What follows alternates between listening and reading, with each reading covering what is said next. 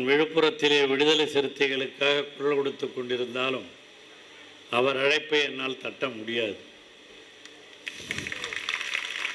ஏன்னா அவர் அறநிலையத்துறை. அவர் கட்டளை இடுகிற பொழுது அதை பணிவதுதான் ஒரு தொண்டனுடைய கடமை. பிஜேபி மோடி, இந்த மோடிக்கு இந்த லேடிங்களை கண்டாவே பிடிக்காதுங்க. எந்த திட்டத்தையும் எதையும் செய்யறதில்லை. இந்த மோடிக்கு குறிப்பாக மோடியை பொறுத்தவரையில் அவர் எதனா இந்த 10 ஆண்டுகளில் சொன்ன வாக்குறுதிகளை இன்னைக்கு கூட நான் 100 கேள்வி கேட்கிறேன்னு சொல்லியிருக்கிறாரு. அதுக்கு பதிலெலாம் கூட இன்று திராவிட முன்னேற்ற கழகத்தின் சார்பாக பதிலளிக்கப்பட்டிருக்கிறது. 100 கேள்வி அவர் நம்மளை கேட்குறாங்க.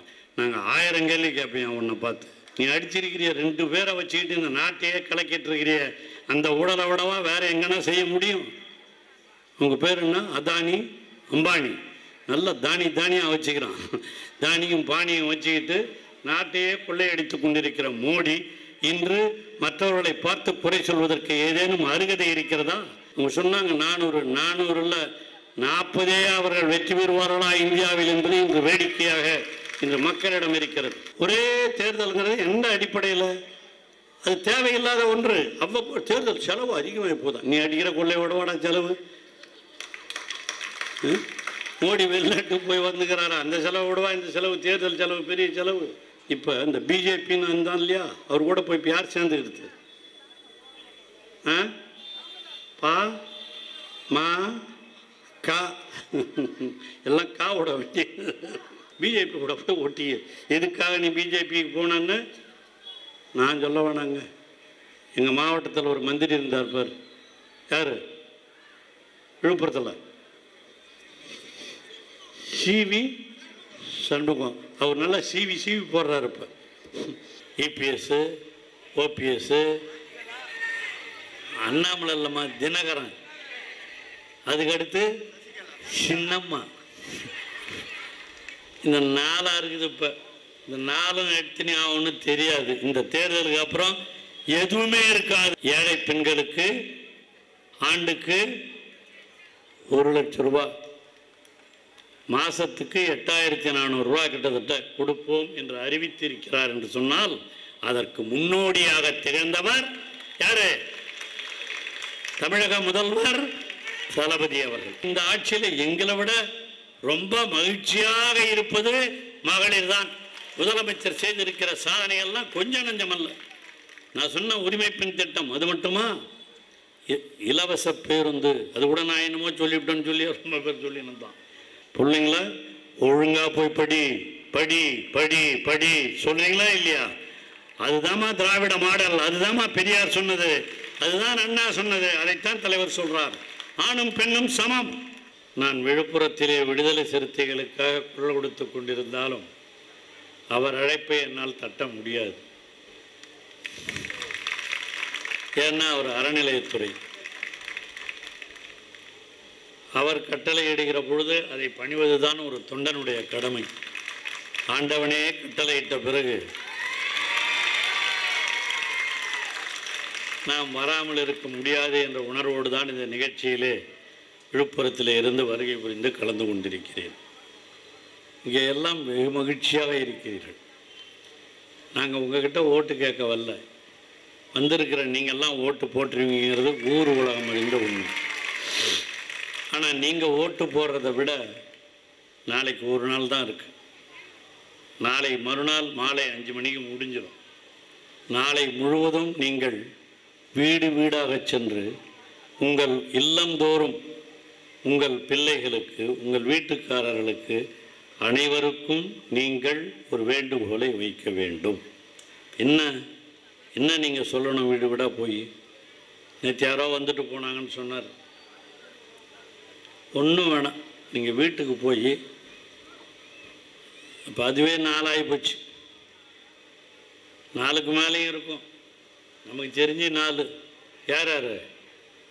இபிஎஸ். என்னை விட உங்களுக்கு செய்தி நிறைய தெரியும், நாங்கள் சொல்லணுங்கிற அவசியமே இல்லை.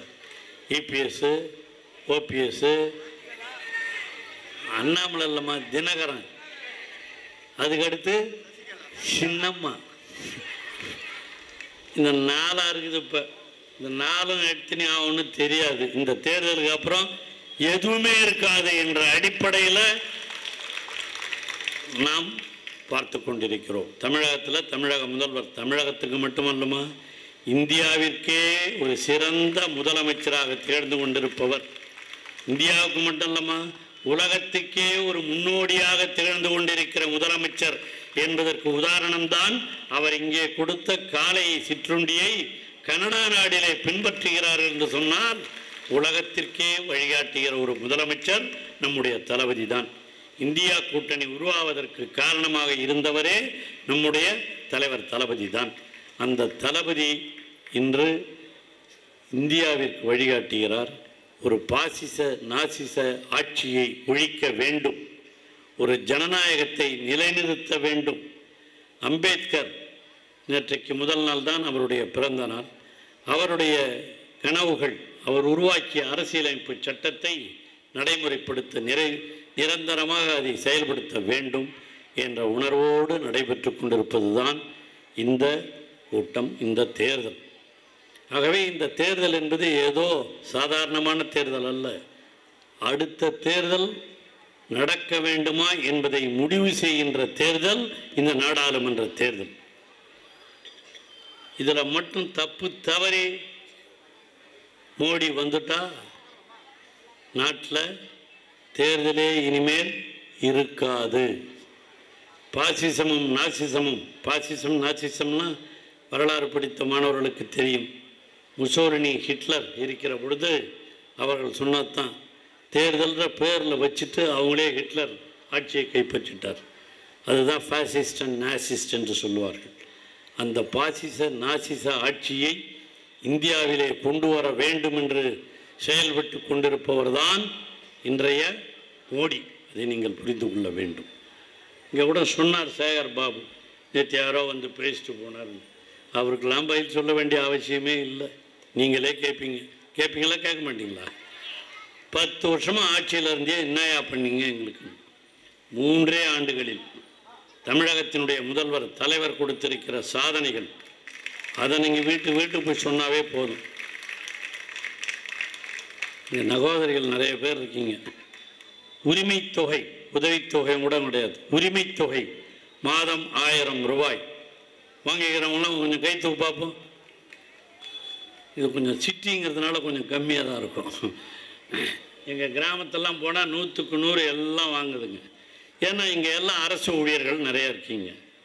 வந்திருக்கவங்கள பாதி பேர் அரசு ஊழியர்கள், தனியார் நிறுவனங்களிலே பணியாற்றுபவர்கள் எல்லாம் அதே மாதிரி தகுதி உள்ளவர்களுக்குத்தான்.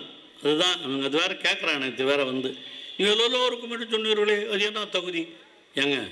எங்கள் பொண்டாட்டி கொடுனா ஆசை மாதம் 1000 ரூபா கொடுப்பாங்களான்னு கொடுக்க முடியுமா?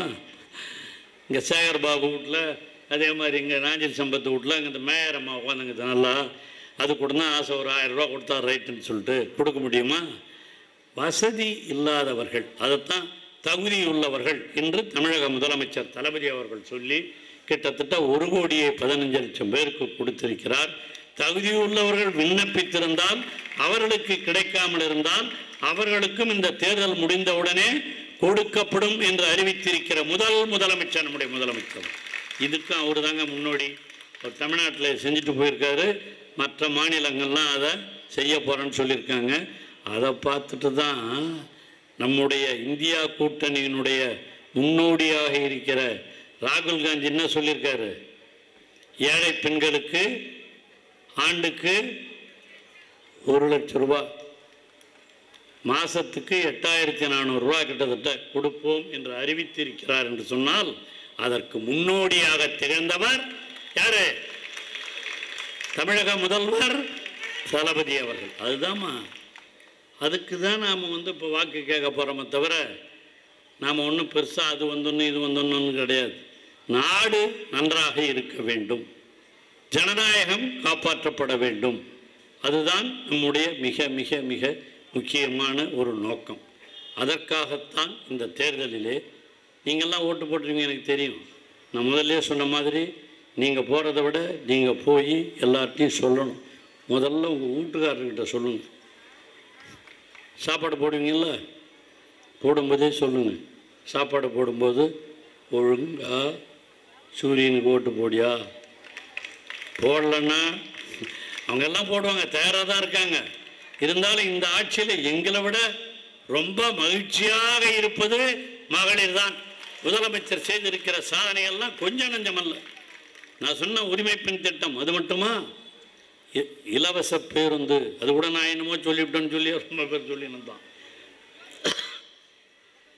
இலவச பேருந்து இன்று சென்னையில் எல்லா இடத்துக்கும் பேருந்தில் போகாத மகளிரே கிடையாது. அவர்களுக்கெல்லாம் இலவச பேருந்தை இந்தியாவில் மட்டுமல்ல உலகத்திலேயே வழங்கி இருக்கிற ஒரு முதலமைச்சர் நம்முடைய தலைவர் முதலமைச்சர் தான். அதில் ஓட்டு போட்டவங்க ஓட்டு போடாதவங்க, இந்த ஜாதி அந்த ஜாதி எதுவும் கிடையாது, அனைத்து மகளிருக்கும். ஏன்னா ஒரு காலத்தில் இந்த கருப்பர் இயக்கம்னு அமெரிக்காவில் வந்து நான் அந்த ஆய்வு செஞ்சவன். அதில் அந்த கருப்பர் இயக்கத்தில் பிளாக்ஸ் அவன் தான் அந்த மண்ணுக்கு சொந்தக்காரன். அங்கே இருந்த ஆங்கிலேயர்கள் இங்கிலாந்தில் இருந்து போய் குடியேறிய அவர்கள் அந்த மண்ணுக்கு சொந்தக்காரர்களாக இருந்த கருப்பர்களை அடிமையாக்கி விட்டார்கள். அடிமையாக்கிட்டு என்ன பண்ணாங்க, அந்த கருப்பர்களை பஸ்ஸில் கூட வரக்கூடாதுன்னு சொன்னோம். அதுக்கு ஒரு போராட்டம் எலிஜா முகமது தலைமையில், மால்கம் எக்ஸ் தலைமையில் போராட்டம் நடந்தது. என்னடா எங்களை போய் எல்லாம் பஸ்ஸில் ஏறக்கூடாதுன்னு. அப்புறம் சரி பஸ்ஸில் ஏறிங்கன்னு சொன்னான். அது ஏறி போராட்டம் நடத்தின பிறகு அப்புறம் என்ன சொன்னால், ஏறனாலும் நீங்கள் உட்காரக்கூடாது, நின்றுக்கிட்டு தான் வரணும்னு சொன்னான். அதுதாங்க இங்கே பிளாக் மூமெண்ட்ஸ், கருப்பர் இயக்கம் தோன்றிய வரலாறு. அந்த மாதிரி தான் நம்ம நாட்டில் தாழ்த்தப்பட்டவர்கள், அடித்தளத்து மக்கள் படிக்க முடியாது, பேருந்தில் பயணம் செய்ய முடியாது, அரசு வேலைக்கு போக முடியாது, பெண்கள் சரியாக படிக்க முடியாது, அப்படிலாம் இருந்த ஒரு காலம். அதையெல்லாம் மாற்றி அமைக்க வேண்டும் என்பதுதான் அண்ணல் அம்பேத்கர், தந்தை பெரியார், பேரறிஞர் அண்ணா, தலைவர் கலைஞர் அவருடைய கொள்கை. அதுதான் திராவிட மாடல். அதைத்தான் தளபதி அவர்கள் இன்று செய்து கொண்டிருக்கிறார். இவ்வளோ மகளிர் வந்திருக்கீங்க. இதில் இந்த காலேஜில் போய் படித்தவங்களாம் கொஞ்சம் கை தூக்கு பார்ப்போம். ஐயோ, ஒன்று தான் தூக்குது. ஒரே ஒரு அம்மா தான் காலேஜுக்கு போய் படிச்சிருக்கீங்க. இங்கே இவர் வந்து பெண்கள் மகளிர் கல்லூரியே கொண்டாந்து எல்லாம் படிக்க வைக்கணும்னு பண்ணி அந்த மகளிர் கல்லூரிக்கு என்ன கூட எடுத்துன்னு போய் என்ன கட்டடம் கட்டுறது, போகிறது வர்றது எல்லா வேலையும் செஞ்சு கொடுத்துருக்கவர் தான் இங்கே இருக்கிற நம்முடைய அறநிலையத்துறை அமைச்சர். அவருக்கு கல்வியில் அவ்வளோ ஆர்வம். ஏமா இவ்வளோ பேர் படிக்கலை? உங்கள் பசங்களை படிக்க வைக்கிறாரு, ரைட், அவர் படிக்க வைக்கிறாரு, நீங்கள் ஏன் படிக்கலைன்னு கேட்குறேன். அதுதான் எங்கள் வீட்டில் எங்கள் பாட்டி ஒன்று இருந்தது. இந்த அம்மா பேர் அம்மினி அம்மான்னு பேர். எங்கள் பாட்டி, எங்கள் ஆயா, எங்கள் அம்மினி அம்மான்னு பேர் அதுக்கு. அவங்க நான் எங்கள் தாத்தா வீட்டில் பாட்டி வீட்டில் தான் தங்கி படித்தேன். அப்போ அந்த பாட்டியை பார்த்து கேட்டேன், எங்கள் ஆயாவை, ஆயா நீ ஏன் படிக்கலை, ஏன் படிக்க போகலான்னு. ஏண்டா எங்கடா எங்கள் அம்மா என்னை படிக்க வச்சுது, வயிற்றுக்கு வந்த உடனே சமைக்கிறதுக்கு கற்றுக்கினீங்கன்னா கட்டின்னு போனால் ஆக்கி போடுவேன்னு நிறுத்திடுச்சுடாண்ணா, அப்போவே படிக்கலடா. அதான பல தாய்மார்களுங்க வச்சு அந்த வயசான தாய்மார்கள் பூரா எல்லாம் தலையாட்டுறீங்க பாரு. எல்லாம் வாழ்க்கையில் எனக்கு 74 வயசு ஆகுது. இதெல்லாம் அந்த காலத்தில் இருந்த நடைமுறைகள். ஆனால் இன்றைக்கி என்ன பண்ணுறீங்க, உங்கள் வீட்டு பிள்ளைங்கள உங்கள் அம்மா அவங்கள படிக்க வைக்கலை, ஆனால் நீங்கள் விடுறீங்களா? பிள்ளைங்கள ஒழுங்காக போய் படி படி படி படி சொல்கிறீங்களா இல்லையா? அதுதாம்மா திராவிட மாடல். அதுதாம்மா பெரியார் சொன்னது, அதுதான் அண்ணா சொன்னது, அதைத்தான் தலைவர் சொல்கிறார். ஆணும் பெண்ணும் சமம், அனைத்து ஜாதியினரும் அனைத்து மதத்தினரும் சமம். யாரை சங்கடப்படுத்துவதற்காக அல்ல. மனிதர்கள் மனிதர்களாக வாழ வேண்டும். மனித இனம் ஒரே உணர்வோடு இருக்க வேண்டும். ஆணும் பெண்ணும் சமம். ஒரு இடத்துல இவ்வளோ பேர் எல்லாம் சேரில் உட்காந்துங்கிறீங்க, பார்த்தா ரொம்ப சந்தோஷமாக இருக்கு. வீட்டில் உட்கார முடியுமா சேரில்? எல்லாம் பாருங்கள், நம்ம சொல்லும் போது மகளிர் விடுவாங்களா வீட்டில்? வீட்டுக்காரர் நிற்கிறாரு. இப்போ பாருங்கள், உங்கள் வீட்டுக்காரெலாம் நிறைய பேர் நின்றுட்டு இருக்கிறாங்க, நீங்கள் ஜம்முன்னு உட்காந்துட்டு இருக்கிறீங்க. அதில் ஒன்றும் தப்பு இல்லைம்மா. அதுதான் வரவேற்க வேண்டிய ஒன்று. அதுதான் சமத்துவம். ஆணும் பெண்ணும் சமம். ஆண்கள்லேயே இந்த ஜாதிக்காரன் தான் படிக்கணும், மற்ற ஜாதிக்காரெல்லாம் படிக்கவே கூடாது, அரசு வேலைக்கே போகக்கூடாது என்கின்ற ஒரு நிலைமையை மாற்றி குலக்கல்வி திட்டத்தை தூக்கி எறிந்து அனைவரும் படிக்கலாம், ஆணும் பெண்ணும் சமம், அனைத்து சமுதாயத்தினரும் சமம் என்று கொண்டு வந்ததுதான் இந்த ஆட்சி. நினைத்து பாருங்கள். இன்னும் நேற்று வந்த மாதிரி கூட பேசியிருப்பாருன்னு நினைக்கிறேன். என்ன பேசினான்னு எனக்கு தெரியாது. அவர் நீட்டை பற்றி அடிக்கடி பேசிங்கிறார். நீட்டு அவங்க ஆட்சியில் தான் கொண்டாந்தாங்க, நாங்கள் தான் அதுக்கு கோர்ட்டுக்கு போனோம், அவங்க கொண்டாந்துட்டு இங்கே சொல்கிறாங்கன்னார். கலைஞர் இருக்கிறவரில் நீட்டை தமிழ்நாட்டிற்குள் நுழைய விடாமல் தடுத்தவர் கலைஞர். ஒன்றிய அரசாங்கம் சட்டம் போட்டான், ஆனால் அப்பொழுதே அதற்கு நீதிமன்றத்திற்கு சென்று விதிவிலக்கு வாங்கி தமிழ்நாட்டிற்குள் நீட்டு நுழையக்கூடாது என்று நடத்தி காட்டியவர் தலைவர் கலைஞர். உண்டா இல்லையா? நுழைஞ்சதா? அப்ப ஏன் இன்னும் கேட்டால் ஜெயலலிதா அம்மா இருக்கும்போது கூட நுழையிலையே. நீ கொண்டாந்து நுழைச்சிட்டு அதை தடுத்து நிறுத்த முடியாம இன்னைக்கு பார்த்து நீட் அவர்கள் காலத்தில் வந்தது இவர் தான் பேசுறது இவருதுங்க தான். இதை விட்டா இபிஎஸ்க்கு வேற என்ன தெரியும்? இன்னும் கொஞ்ச நாள் இந்த எலெக்ஷன் முடிஞ்சதுன்னா அப்புறம் கிளியூஸ் லோன் அதெல்லாம் சரியாயிடும். அந்த பிரச்சனை கூட தெரியாமல் பேசிகிட்டு இருக்கவர் அவர். அதே மாதிரி ஒரு இதை எடுத்து காமிக்கிறார். நம்ம இளைஞரணி செயலாளர் உதயா அவர்கள் செங்கல்ல எடுத்து காமிக்கிறாராம். அதுக்கு இவர் ஒரு படத்தை 4-5 படத்தை பிடிச்சினுட்டார், அதை காமிக்கிறார். அந்த படத்தை காப்பினே இவர் என்னமோ எல்லாம் தெரிஞ்ச ஒரு மாதிரி, எல்லாம் பண்ண ஒரு மாதிரி. சட்டமன்றத்தில் யார் யார் என்னென்ன பேசுனாங்கன்னு எல்லாத்தையும் பேச விடுறது தானே. அவங்க யாரோ பேசினாராம், தலைவர் பேசினாராம், அதெல்லாம் போட்டு காட்டினுக்கிறார். நாங்கள் பேசினதை சொல்லட்டுமா? நானே பேசுகிறேன் சட்டமன்றத்தில். இந்த டாஸ்மாக் சேகர் பாபு கூட அப்போ அசம்பிளியில் இருந்தார்னு நினைக்கிறேன். டாஸ்மாக் பற்றி பேசும்போது நம்ம என்ன பண்ணாங்க, டாஸ்மாக் கொண்டாந்தாங்க. நம்முடைய மறைந்தவர்களை பற்றி கொஞ்சம் தவறாக பேச வேண்டும் என்பதல்ல, பேசும்போது சொன்னாங்க அவங்க, நான் இந்த மாதிரி டாஸ்மாக் கொண்டு வந்திருக்கிறேன். டாஸ்மாக் அதாவது தனியார் அதுக்கு முதல்ல இந்த இதெல்லாம் நடத்திக்கிட்டு இருந்தாங்க, அரசாங்கமே இனி நடத்தும், அதுதான் டாஸ்மாக் கொண்டாந்தது, அவங்க தான் கொண்டு வந்தாங்க. அப்போ நான் ஏஞ்சி சொன்னேன், ஏம்மா அதெல்லாம் வேண்டாம், அரசாங்கம் எடுத்துக்கிறதுங்கிறது மிக மிக பெரிய தப்பு, இந்த மாதிரி எடுத்துக்கூடாது, அதெல்லாம் அரசாங்கம் செய்யக்கூடாது, தனியார்கிட்ட விட்டு போங்க, அவங்க எதனா பண்ணிட்டு போட்டோம். நீங்கள் தனியார்கிட்ட விடுறதால அரசாங்கம் எடுக்கிறதுனால அதை சாப்பிட்றவனுக்கும் கஷ்டம். ஏன்னா அவன் 9, 10, 12 கூட போய் சாப்பிடுவான். தனியார் கடையில் இருந்ததுன்னா, அரசாங்கத்தில் இருந்ததுன்னா 8, 9 மணிக்கெலாம் கடையெல்லாம் மூடுவாங்க, கிடைக்காதுமா, அதெல்லாம் வேண்டாம், தனியார்கிட்டே இருக்கட்டும், அரசாங்கத்துக்கு வேண்டாமா, அதை எடுத்து நடத்த வேணான்னு சொன்னேன். சொன்ன உடனே அந்த அம்மா என்ன பண்ணாங்க, மாண்புமிகு உறுப்பினருக்கு இதில் மிகுந்த அனுபவம் போடும் அப்படின்னாங்க. எதை சொல்கிறாங்கன்னு தெரியுது அவங்களுக்கு? மிகுந்த அனுபவம் போடும் டாஸ்மாகில். நான் சொன்னேன், மாண்புமிகு முதல்வர் அவர்களே, உங்களுக்கு அதில் எந்த அனுபவமோ அதே அனுபவம் தான் எனக்கும். சட்டமன்றத்திலே பேசினாங்க அப்படின்னு உடனே கொதிச்சு இந்த துரைமுருகன் தான் சொல்லுவார், எப்போ அந்த அம்மாவுக்கு அந்த கோவம் ஒன்று அடிச்சா போயிருக்கும் பொழுது அப்போ அப்படின்னு சொல்லிட்டு அன்றைக்கி நைட்டே எங்கள் வீட்டில் ரெய்டு, அதெல்லாம் நடந்துட்டு போட்டோம், அதை பற்றி பிரச்சனை இல்லை. அந்த மாதிரி தான் அந்த அம்மாவை பற்றி நாம் ஒன்றும் மறைந்தவர்கள் அவர்களை தவறாக பேச வேண்டும் என்ற எண்ணம் இல்லை. ஆனால் அரசியலிலே இதெல்லாம் ஒருவரை விமர்சிப்பது, எதிர்கட்சியில் இருக்கிற பொழுது பேசுவது, ஆளுங்கட்சியில் பேசுவது என்பது இயற்கை. அந்த உணர்வோடு தான் அவர்களுடைய செய்திருக்கிற குற்றங்களை சுட்டி காட்டுவது என்பது நடைமுறை. அதைத்தான் செய்திருக்கிறோம். தலைவர் தளபதி அவர்கள் நிச்சயமாக எதிர்கட்சியில் இருக்கிற பொழுதும் சரி, ஆளுங்கட்சியில் இருக்கிற பொழுதும் சரி, அவர் இந்த திராவிட இயக்க கொள்கையை வலியுறுத்துவதிலே அவரை போல ஒருவரை நாம் பார்க்க முடியாது. அப்படி தான் பண்ணார். இன்னைக்கு இன்னொன்று சொல்லியிருப்பார், வந்த உடனே யாரையோ ஒருத்தனை எடுத்து வச்சுக்கணும் பாட்டிலுன்னு. ஏண்டா உங்கள் ஆளுங்க தான் பாட்டில் போட்டு இன்னைக்கு யார் ஒருத்தர் ஹெல்த் மினிஸ்டராக இருந்தார், அப்போ அவர் கொண்டாந்து விற்க சொல்லி வாங்கி பணத்தை எல்லாம் கொள்ளையடிச்சு தான் இன்றைக்கும் கேஸ் இருக்குது.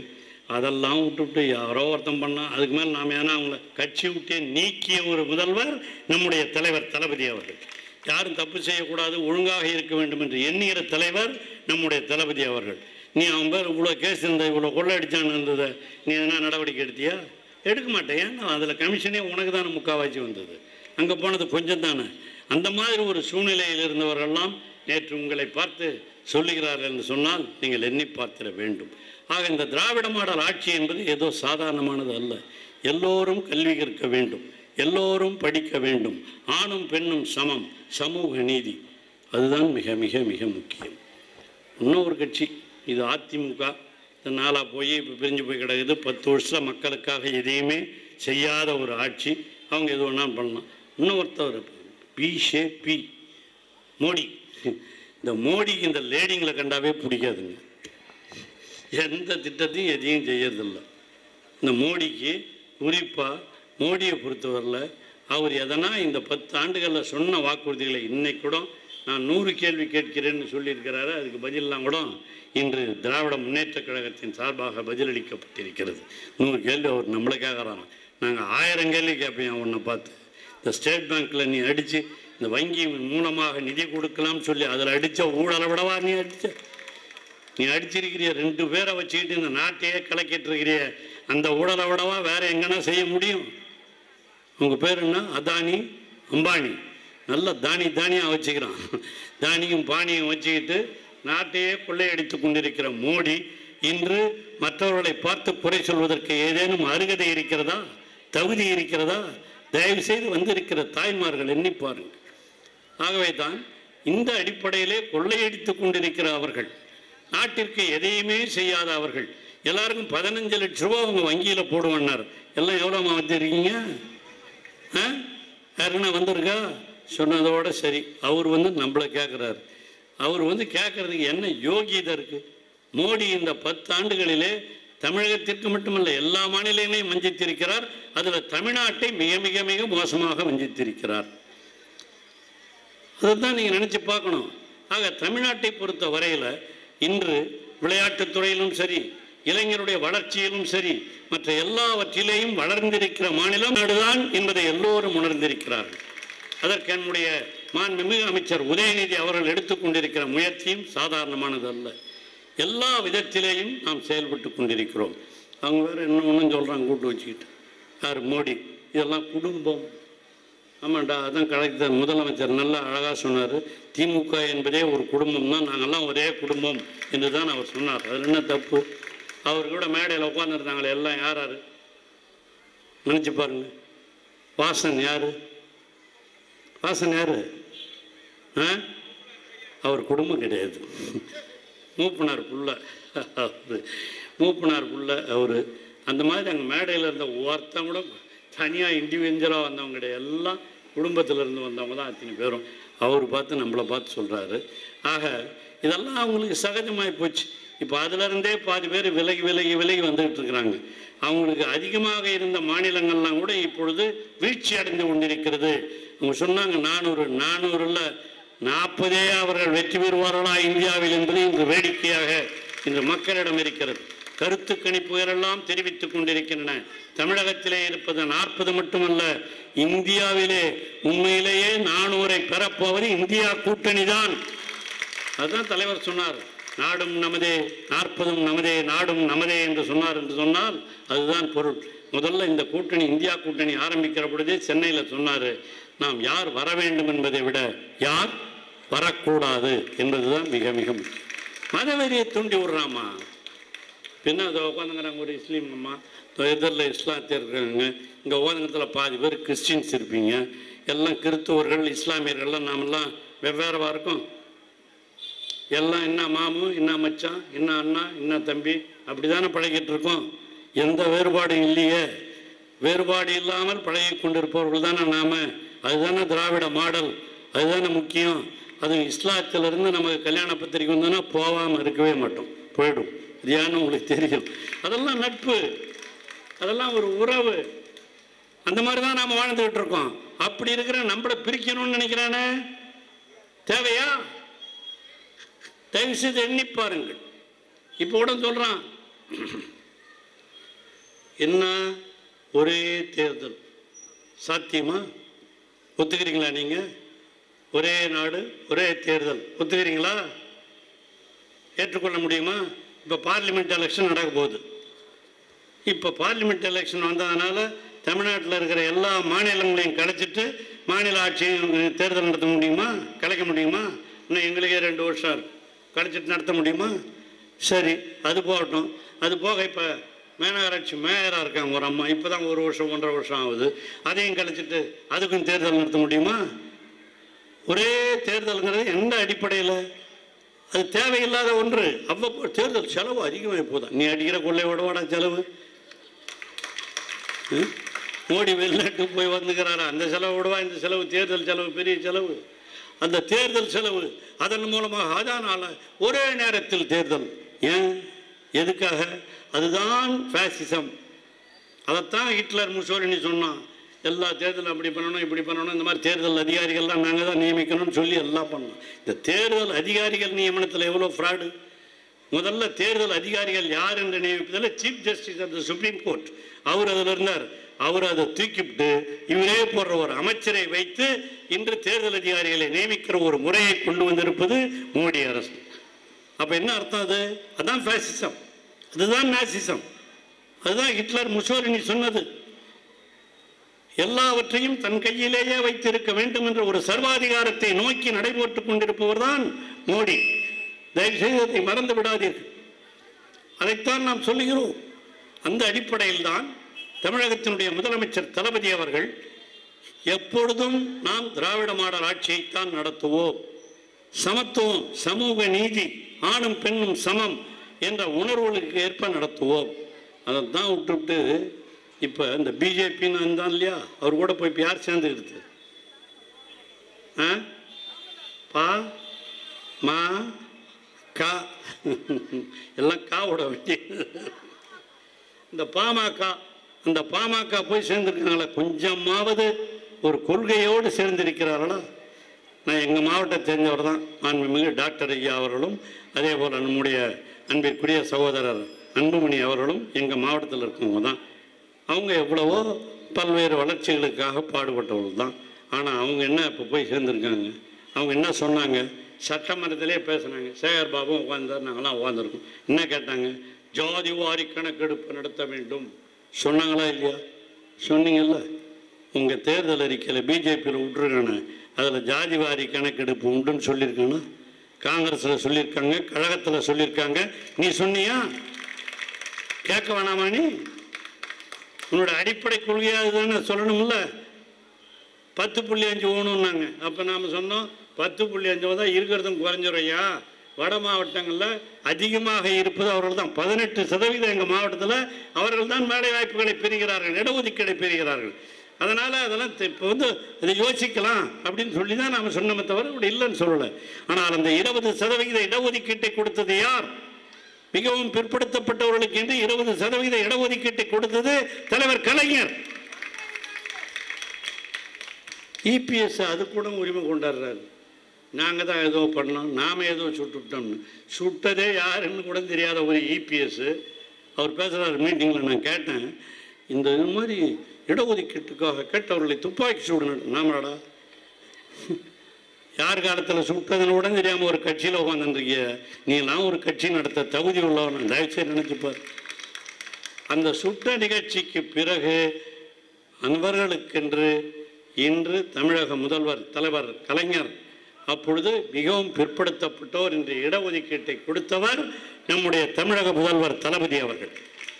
ஆக நீங்கள்லாம் கொஞ்சமாவது உண்மையிலேயே உங்களுக்கு கொள்கை பிடிப்பு இருந்திருக்குமானால் ஆதரிக்க வேண்டியது இவங்க தான். அவருங்க இன்றைக்கி பேசுகிறாங்க, இந்த திராவிட கட்சிகள் திமுக அதிமுக இரண்டுமே இருக்கக்கூடாது, பிஜேபி கூட போய் ஒட்டிய எதுக்காக நீ பிஜேபிக்கு போனான்னு நான் சொல்ல வேணாங்க. எங்கள் மாவட்டத்தில் ஒரு மந்திரி இருந்தார் பார், யார்? விழுப்புரத்தில் சிவி சண்முகம். அவர் நல்லா சிவி போடுறாரு. இப்போ அவர் தான் போய் பேசினவர். அவர் தான் சொல்கிறார் ஒரு மீட்டிங்லேயே, அவங்க எதுக்காக போனாங்கிற அவர் தான் உண்மையை சொல்லிவிடுவேன் நான் எப்படிங்கிறார். அப்படின்னா உண்மையை சொல்லாமல் உள்ளத்தில் வச்சுக்கிறாருன்னு அர்த்தம். என்னென்ன பேசினாரோ என்னென்ன கேட்டாங்களோ அதெல்லாம் அவங்க என்னென்ன கொடுத்தாங்களோ என்னமோ அதுக்காகலாம் போய் ஒரு கூட்டணி வைக்கிறான்னா இவங்கெல்லாம் கொள்கையை பற்றி பேசுவதற்கு கொஞ்சமாவது தரம் இருக்கிறதா? அதுவும் சென்னையில் இருப்பவர்கள் எல்லாம் படித்தவர்கள், விஷயம் தெரிந்தவர்கள், அறிவாளிகள். நீங்கள் தயவுசெய்து சிந்திச்சு பாருங்கள். ஆக இப்படிப்பட்ட ரெண்டு பேர் நின்றுட்டு இங்கே யாரா நிற்கிறது? திமுக வைத்து பிஜேபி தேமுதிக அதெல்லாம் பேசவே வேண்டாம். இல்லாத கட்சியை பற்றி நாம் ஏன் பேசிக்கணும்? அதை பற்றி பேசினாவே அது நாம் பேசினா தான் 4 பேருக்கு தெரியும். அதை பற்றி பேச வேண்டிய அவசியமே இல்லை. அதனால் இந்த மாதிரி இருக்கிற ஒரு சூழ்நிலையில் நீங்கள்லாம் தயவுசெய்து நினச்சி பாருங்கள். ஆர்காட்டார் அவர் எப்படி இந்த இயக்கத்திற்காக பாடுபட்டார் என்பது எங்களை போன்ற இங்கே கலாநிதி, இங்கே சென்னையில் சொல்கிறேன், சென்னையில் அதே மாதிரி கலாநிதி, இங்கே தயாநிதி மாறன், அங்கே அதே மாதிரி நம்முடைய தமிழச்சி தங்கபாண்டியன், எல்லாருடைய ஃபாதர்ஸுமே கட்சியில் வளர்த்து இந்த கட்சியை வளர்ப்பதற்கு காரணமாக இருந்தவர். ஆற்காடாக இருந்தாலும் சரி, அண்ணன் மாறனாக இருந்தாலும் சரி, அண்ணன் அதே மாதிரி தங்கபாண்டியனாக இருந்தாலும் சரி. தங்கபாண்டியன்லாம் என் கூட ரொம்ப நெருக்கமாக இருந்தவர். அப்படி பழகியவர்கள் நாங்கள் எல்லாம். அவங்கெல்லாம் கட்சியை வளர்த்தவர்கள். அவர்கள் இல்லாவிட்டாலும் அவருடைய பிள்ளைகள் என்று இந்த இயக்கத்தை சென்னையிலே கட்டி காக்க வேண்டும் என்ற உணர்வோடு பாடுபட்டு கொண்டிருக்கிறார்கள் சொன்னால் அதுதாண்டா திமுக. அதுதாண்டா ஒரு குடும்பம் என்பது. திமுக என்பது ஒரு குடும்பம். இதை போய் நீ குடும்பமாக பிரித்து பார்க்குறிய, உங்கள்கிட்ட அதுக்கு ஜோக்கியதை கொஞ்சமாவது இருக்கா? தயவுசெய்து நினச்சி பாருங்க. அந்த அடிப்படையிலே தான் நாம் எல்லாம் உங்களை பார்த்து அன்போடு கேட்டுக்கொள்கிறோம். ஆகவே வந்திருக்கிற நாம் நீங்கள் எல்லாம் எண்ணி பார்க்க வேண்டியது, காங்கிரஸ் கொடுத்த தேர்தல் வாக்குறுதி, திராவிட முன்னேற்றக் கழகம் கொடுத்த தேர்தல் வாக்குறுதி ரெண்டுமே பார்த்தீங்கன்னா ஒன்றுக்கு ஒன்று ரொம்ப இதாக இருக்கும். உங்களுக்கு இங்கே அதிகமாக அந்த 100 நாள் வேலை திட்டத்தை பற்றி இங்கே இல்லை, அதனால் உங்களுக்கு தெரியாது. கிராமப்புறத்தில் நாங்கள்லாம் போய் பேசும்போது பெரிய வரவேற்பு. 100 நாள் வேலை திட்டத்தை 150 நாள் வேலை திட்டமாக மாற்றுவோம். அது மட்டுமல்ல, அவர்களுக்கு தினம் இப்போ 200 ரூபா 250 ரூபா கொடுத்துருக்கிறத 400 ரூபாயாக கொடுப்போம். நேற்று பேசின இந்த இபிஎஸ் உள்ளாட்சி தேர்தலே நடத்தாததுனால இந்த 100 நாள் வேலை செஞ்சவங்களுக்கெல்லாம் 80 ரூபா 100 ரூபா கொடுத்துட்டு அதிகாரிகளே பாதி அடிச்சுட்டு போட்டான், போகல. ஆனால் தமிழக முதல்வர் தளபதி வந்த பிறகு தான் கரெக்டாக 275 ரூபா கொடுக்குறோன்னு சொல்லி இந்த ஊராட்சி தேர்தலை நடத்தினதால ஊராட்சி மன்ற தலைவர்கள் அவங்கெல்லாம் போய் கொடுத்துக்கிட்டு இருக்காங்க. அதெல்லாம் நடந்துக்கிட்டு இருக்கு. அதெல்லாம் நீங்கள் நினச்சி பார்க்கணுமா? தயவு செய்து நம் ஆட்சியில் நாம் செய்திருக்கிற சாதனைகள், மோடி ஆட்சியில் நடைபெற்றிருக்கிற வேதனைகள், 10 ஆண்டு காலமாக எதையுமே செய்யாமல் இன்று புரளி சொல்லி கொண்டிருக்கிற நம்முடைய இபிஎஸ், இவங்களெல்லாம் நீங்கள் நன்றாக தெரிந்து கொள்ள வேண்டும். அதெல்லாம் தெரிஞ்சுக்கிட்டு நீங்கள் போட்டுருவீங்க, எனக்கு நல்லா தெரியும். முதல்ல சொன்னதை மறுபடியும் சொல்கிறேன். நீங்கள் போய் உங்கள் வீட்டுக்காரர்கிட்டலாம் சொல்லுங்கள், உங்கள் பிள்ளைங்கிட்டலாம் சொல்லுங்கள். நீங்கள் நினச்சா செய்ய முடியாது எதுவுமே கிடையாது. மகளிர் தான் எல்லாம். அதுதான் நான் முதல்லையே சொன்னேன். எல்லாத்துக்கும் நீங்கள் சொன்னால் வீட்டுக்காரங்க கேட்பாங்க, பிள்ளைங்களும் கேட்கும், எல்லாரும் கேட்பாங்க. நானே எங்கள் வீட்டுக்கார அம்மாக்கிட்ட சொல்லிட்டு தான் அங்கே வந்திருக்கிறேன், மீட்டிங்க்கு போகிறேன்ட்டு. அதான் திராவிட மாடல் குடும்பம்னா அதான் திமுக. நீங்கள் சொன்னாவெல்லாம் அவங்க போட்டுருவாங்க. தெருவில் சொல்லுங்கள், பக்கத்து வீட்டில் சொல்லுங்கள், அக்கம் பக்கத்தில் சொல்லுங்கள், எல்லார்ட்டையும் சொல்லணும். பரப்புரை, உங்களைப் போல பரப்புரை செய்வதற்கு யாருமே இல்லை. வீட்டில் சாப்பாடு போடும்போதும் சொல்லுவீங்க, தண்ணி பிடிக்கும் போதும் சொல்லுவீங்க. எல்லா இடத்திலும் பரப்புரை செய்வதற்கு தாய்மார்கள் மிகச் சிறப்பானவர்கள். உங்களுக்கு செய்திருக்கிற நன்மைகளை எடுத்து சொல்லுங்கள். எழுதி வச்சுங்க, தாய்மார்கள் ஓட்டில் 90% வாக்கு தளபதிக்குத்தான், தளபதிக்குத்தான், தளபதிக்குத்தான். ஆகவே வந்திருக்கிற சகோதரிகளே, உங்களை நான் அன்போடு கேட்டுக்கொள்கிறேன். உங்கள் சின்னம், உங்கள் சின்னம், உங்கள் சின்னம் போடுங்க அம்மா, ஓட்டு போடுங்க ஐயா, ஓட்டு. உதயசூரியனை பார்த்து, உதயசூரியனை பார்த்து. நன்றி, வணக்கம்.